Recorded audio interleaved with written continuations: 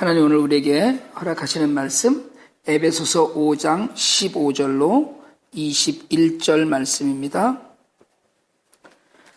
오늘 에베소서 강의 20번째 오늘 이 본문 말씀으로 지혜 있는 자같이라는 제목으로 하나님 말씀을 증거하려고 합니다. 사실 오늘 우리가 읽은 이 성경 본문에 여러 가지 이야기들이 지금 나오고 있어요. 그런데 주의하고 자세히 들여다봐서 어떻게 행할지를 결정을 하는데 지혜 있는 자같이 하여라고 얘기를 해요.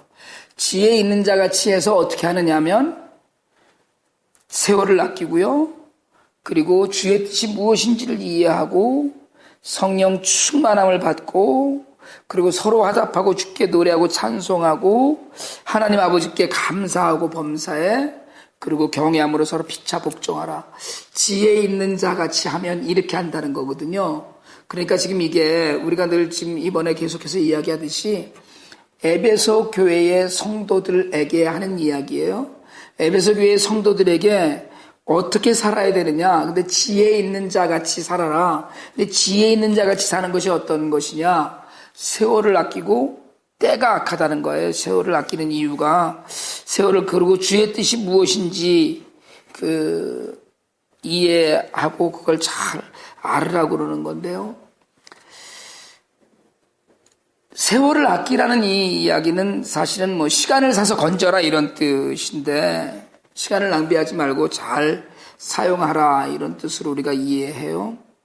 세상에 여러 가지 것들이 지금 무너져가고 있습니다. 여러분 교회가 사실은 지금 교회의 역할을 제대로 못하고 있기 때문에 그것 때문에 사실은 많은 지금 사람들이 실족하기도 하고요. 또 정말 무엇 때문에 우리가 지금 예수를 믿고 있는 것인가에 대한 회의도 많이 있고요. 그럼 솔직하게 얘기하자면 과연 목회는 이게 무슨 의미가 있는 것인가 싶을 때가 있는 거예요. 지혜 없는 자같이 하지 말고 오직 지혜 있는 자같이 하던데 지혜 있는 자같이 하는 이 여러 가지 조건들을 들여다보면서 과연 교회로서 성도로서 우리가 지금 바른 길을 가고 있는가 이것에 대한 의문이 문득 드는 거예요. 정말 요즘 많은 교회나 목사님들의 행태를 이렇게 보면서 정말 이건 아닌데 싶은 일들이 너무 많은 거예요. 과연 이렇게 가야만 되는가? 성도들도 마찬가지입니다. 지금 무슨 제가 늘 한국교회는 목사님들만 회개하면 다 해결된다 얘기하지만 성도들처럼 악한 사람들도 없습니다. 사실은요, 교회는 굉장히 귀한 공동체잖아요.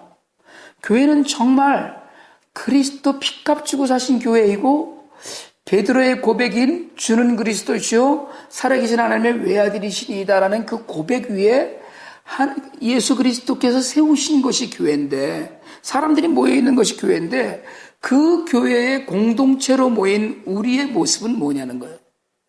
성도의 모습은 뭐냐는 거예요. 그럼 정말 하나님 나라를 위해서 교회 성도로서 살고 있는가에 대한 의문이 들 때가 굉장히 많습니다. 요즘 정말 하나님의 나라를 위해서 내가 양보하고 희생하는가? 교회가 분열되고 싸우면은요, 제가 뉴저지로 넘어와서 이제 한동안 섬겼던 교회가 저희 아버님 교회랑 같은 교단이라 그래서 그 교회를 갔더니 담임 목사님이 정말 환영해 주시고 20여 년 전 이야기인데 그래서 참 정말 너무 많은 사랑을 받고 거기서 정말 우리 막내는 거기서 배가 잔뜩 불러서 갔으니까요. 막내는 거기서 태어나고 거기서 정말 유아 세례도 받고 그렇게 해서 애들이 다 자라고 했는데 그러고 나서 이제 교회를 떠났잖아요. 교회를 떠나서 제가 사실은 이제 뉴저지로 넘어와서는 두 군데 교회를 섬긴 것인데 떠나고 근년에 들어서 불과 몇 년 전이죠. 한 5, 6년 전인가요? 교회가 깨지는데 형편없이 깨지더라고요. 형편없이. 그래서 결국 담임 목사님이 판결 한 번 받고 재판에 가서 판결 받고서는 안 할 말로 손 들고 나오셨잖아요. 과연 그게 무엇을 위한 것인가? 뭘 위한 것인가? 수없이 많은 분쟁이나 이런 것들이 교회 안에 늘 있어요. 성도들 사이에 다툼은 엄청나게 많습니다. 성도들 사이에 지금은 정말 우리야 워낙에 사람이 없으니까 그냥 그렇지만 정말 지혜 있는 자 같이 하는 삶은 무엇인가? 세월을 아끼라는 것, 정말 시간이나 이런 이 모든 것들이 정말 우리에게 주어진 그 모든 것들이 너무나 모든 것이 다 귀한 거거든요. 근데 모든 것이 다 귀한 것에는 시간이 붙어 있어요. 생명의 시간이 붙어 있고요. 모든 사건의 시간이 붙어 있고 아이들에게 시간이 붙어 있고 인생은 시간입니다. 그러니까 시간은 곧 생명이에요. 시간이 지나면서 사람은 죽거든요. 시간이 갖고 있는 의미는 대단한 거예요. 그런데 그 시간 안에서 때가 악하니까 너희는 지혜 있는 자같이 살라는 이 바울의 이야기는 오늘 정말 세월을 아끼고 정말 때가 악하다고 그랬는데 어리석은 자같이 되지 말고 주의 뜻이 무엇인가를 이해하라고 이야기하는데 세상은 점점 정말 세상적인 가치에만 매달려 있어요. 그런데 교회가 그 일에 앞장을 서고 있는 거예요. 교회가 점점 더 커져야 되고 점점 더 많아져야 되고 본질은 놓치고 아픈 것은 싫고 편안한 것 그저 즐거운 것 이러다 보니까 이게 결국 낭비하는 거예요. 결국 세월을 아끼고 정말 주의 뜻이 무엇인지를 이해하는 삶이 아닌 삶은 지혜로운 삶이 아닌데 여러분 지혜는 두 가지 지혜가 있잖아요. 악한 지혜가 있고 그 선한 지혜가 있잖아요. 지금 선한 지혜를 얘기하시는 것이죠. 당연히 사람들이 교활해지잖아요. 악해지고 여러분 애들도 교활합니다. 애들도 교활해져요. 점점 더 악해집니다. 세상에 오늘 아침에 제가 라디오 뉴스를 들으니까 그 여고생 아이가 집 나가서 부모 상대로 소송 걸었다가 소송을 취하했다고 그러더라고요. 뭐 잘한 일이라고 그건 또 그 뉴스에 나왔는지 모르겠지만 어쨌든 소송을 취했다는 거예요. 세상이 악하기 때문에 정말 복음은 어디 가는지 이야기도 되지 않습니다. 동성애에 관한 이야기는 막 나오지만 하나님의 진리에 관한 이야기는 점점 더 가라앉고 주저앉아 있어요. 온갖 세상에 먼지 같은 것이 막 떠 있는 그런 악한 모습을 우리가 봐요. 그리고 성도들도 교회 일에 점점 복음과 진리에는 관심이 없고 모이는 데는 관심이 있어요. 왜? 재미있으니까 모이는 거니까 그냥. 그러나 이건 지혜가 아니에요. 지혜는 뭡니까? 지혜는 지식이 아니잖아요. 지혜는 살아가면서 하나님께서 겪게 하시고 그 가운데 깨달아 알아가는 것이거든요. 그 깨달아 알아가는데 우리는 정말 선한 일에 지혜로운가?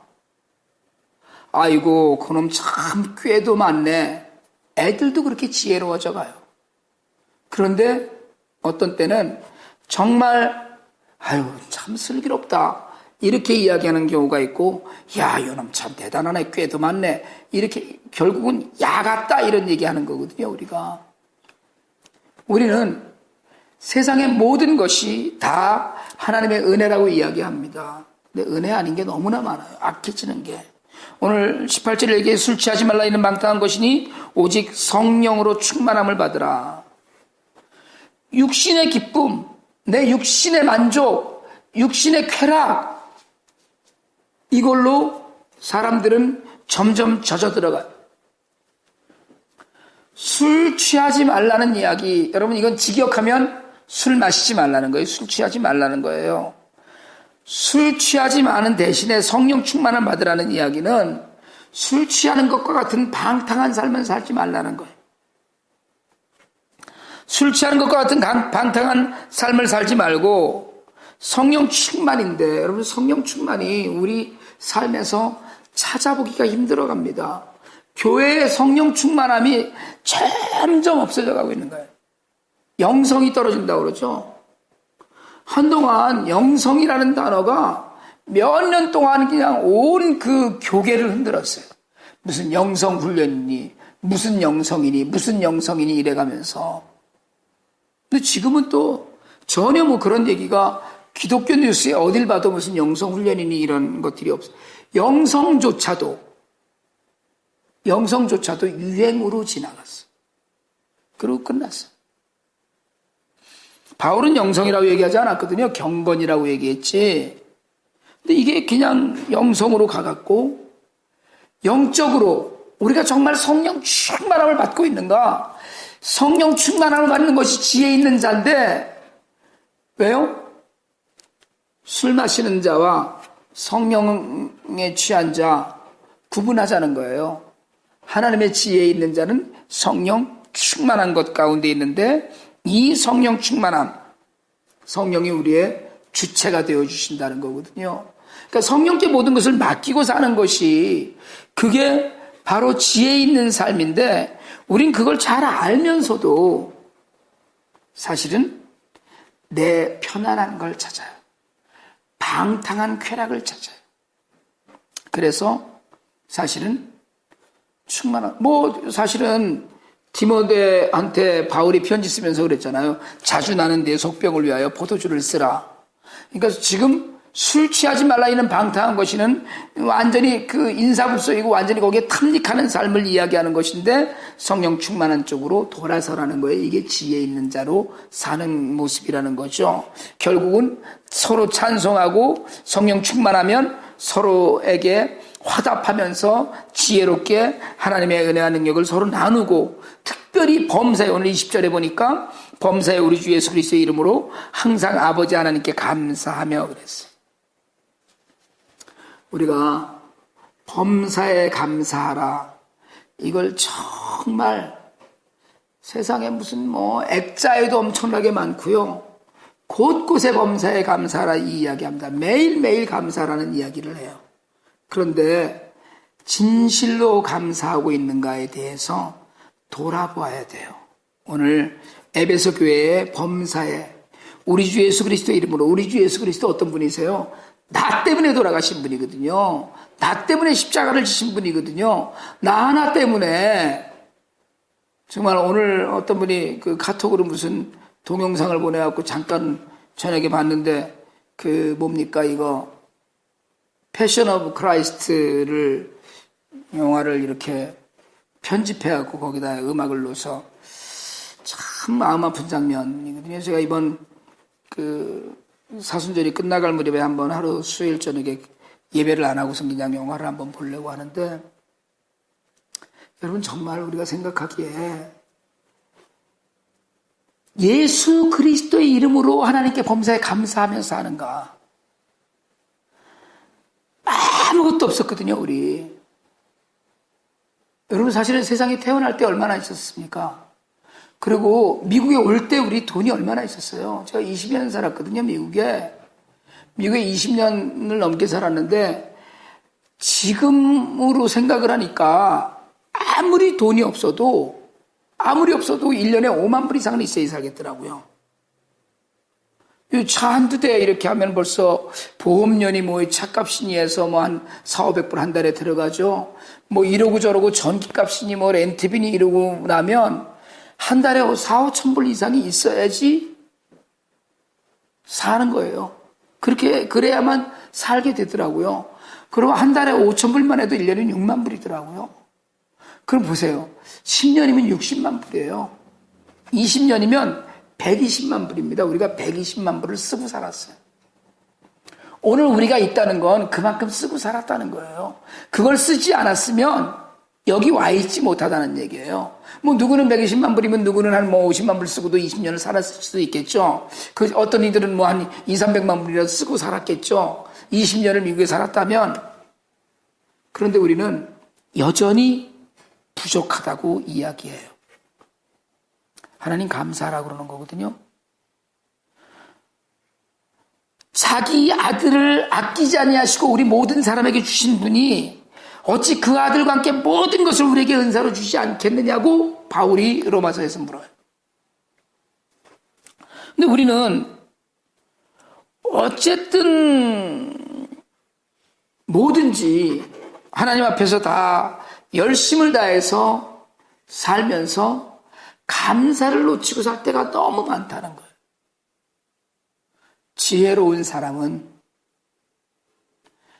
하나님을 감동시키는 사람이에요. 지혜롭다는 건, 여러분 애들이 지혜롭다는 건 어른이 애들이 지혜로우면 감동하잖아요. 똑같은 얘기로 지혜롭다는 건 하나님을 감동시키는 겁니다. 그 하나님을 감동시키는 건 결국은 우리의 삶이 감사하는 거예요. 야, 내가 너한테 좀 부족하게 줬는데 그래도 감사하네. 많이 준 놈한테 감사를 듣는 건 당연한 겁니다. 그런데 별로 준 게 없는데 땡큐 하면 미안하잖아요. 저는 솔직하게 말씀드리지만 하나님이 우리한테 좀 미안했으면 좋겠어요. 정말로. 지혜로운 사람은, 하나님을 꼼짝 못하게 할 수 있는 사람은 감사하는 사람이에요. 예수님 한 분만 그 이름만으로도 감사하는 사람, 그것만으로도 감사할 수 있는 사람. 그래서 그것 하나가 우리 삶의 모든 것이 될 수 있는 사람. 여러분 사실은 정말 이것만 좀 해주셨으면 좋겠다 싶은 일들이 너무 많아요. 목회하면서도요. 요 일이 좀 되면 좋겠다 싶은 일들이 한두 가지가 아니에요. 사실은 재정적으로도 그렇고요, 사람으로도 그렇고, 일로도 그렇고, 교회가 조금 더 이제 바빠지고 해서 좀 그랬으면 좋겠다. 이러고 이런저런 것들 때문에 기도하잖아요. 우리의 필요를 놓고선 기도하지만 하나님 이것이 너무 감사합니다를 놓고 우리가 기도하는 시간이 얼마나 있냐는 거예요. 필요를 놓고 하는 기도와 감사를 놓고 하는 기도의 비중이 우리는 그래서 그렇게 얘기하잖아요. 우리 왜 기도를 가르칠 때도 하나님을 찬양하고 감사하고 속죄하고 중보하고 간구하고 이렇게 우리가 이야기하는데 감사가 가장 작은 부분으로 그냥 들어가요.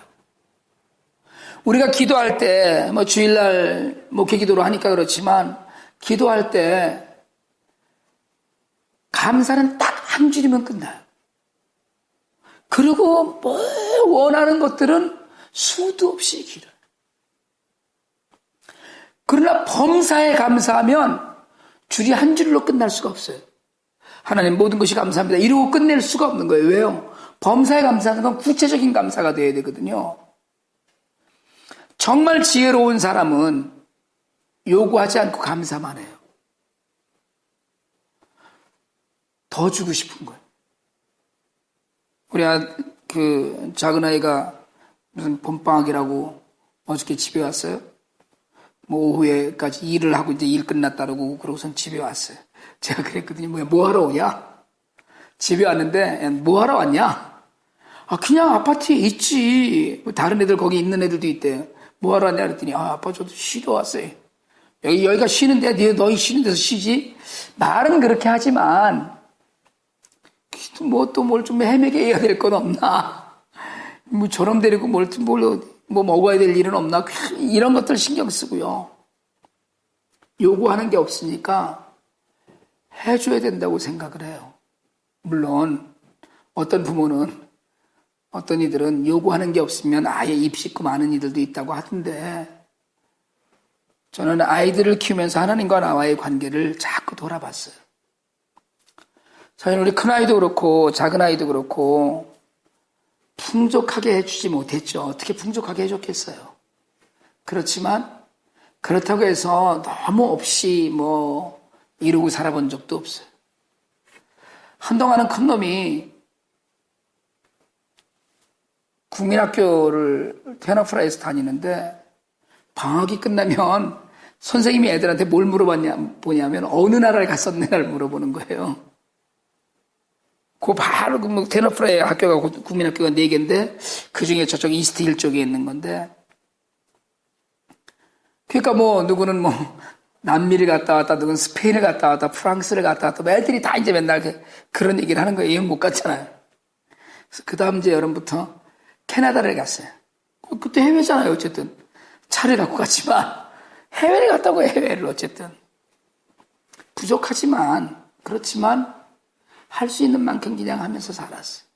근데 애들이 그러니까 요구하는 게 없더라고요. 뭘 이제 다 크니까, 크고 나니까 이번에도 워싱턴에서 이제 버지니아를 가는데 큰 놈을 싣고, 지가 가는데 무슨 뭐 한 20%치밖에 안 되지만 어쨌든 지가 산다는 거야. 오는데도 맥도날드 가서 지가 돈을 낸다는 거야. 지가 돈 번다고. 정말 그러고 나니까 애들 이제 워싱턴에서 내려주고 왔잖아요. 돌아오는데 저희 큰 누님이 애들한테 돈을 60불씩을 줬대요. 두 놈한테 60불씩을. 저 사람이 거기다 보태서 좀 돈을 아구를 맞춰주시, 애들 돈 한 푼도 안 주고 왔다고. 아니 지들이 돈 있어서 맥도날드도 사주고 우리한테 이러는 놈들한테 뭐를 사줘요? 또 뭐를 돈을 더 줘요? 근데 요구하지 않으니까 주고 싶은 거예요. 기쁨으로 채워주고 싶고. 저는 이 마음이 하나님도 그러실 거라고 믿습니다. 우리의 필요를 우리보다 더 아시면 이제 뭘 좀 달라는 기도는 그만하고, 그리고 범사에 감사하는 것이 정말 지혜로운 일이라는 거예요. 하나님 안 주신 것도 감사하고, 넘어져서 코피 흘리는 것도 감사하고, 어쨌든 굶는 것도 감사하네요.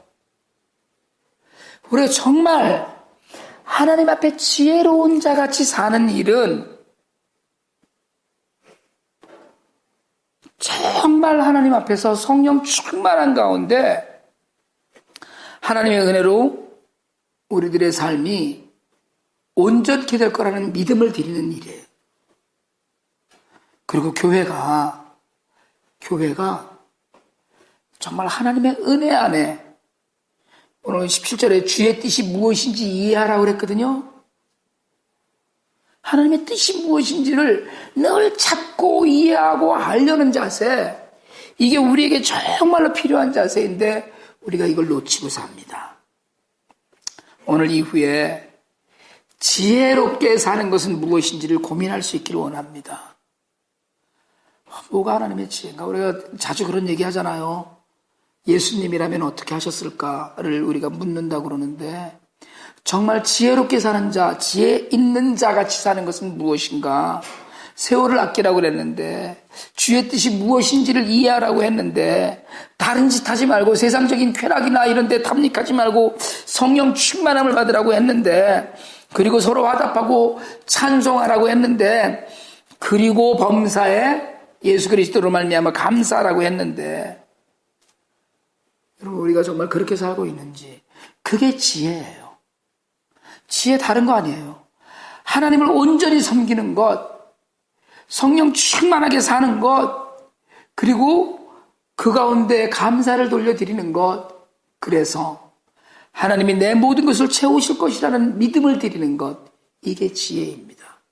믿음은 지혜예요. 사실 우리 어머니들이나 할머니들 정말 지혜로운 분들 많아요. 지혜는 공부를 많이 해서 쌓이는 게 아니에요. 지혜는 우리가 뭘 이러고 저러고 했다고 그래서 지혜가 높아지는 게 아니에요. 성도의 지혜로움은 사랑과 영성이 충만한 가운데 쌓여요. 영적인 풍성함, 사랑 안에서 지혜가 돼요. 지혜는 하나님의 말씀을 묵상하고 삶의 경험 안에서 자라요.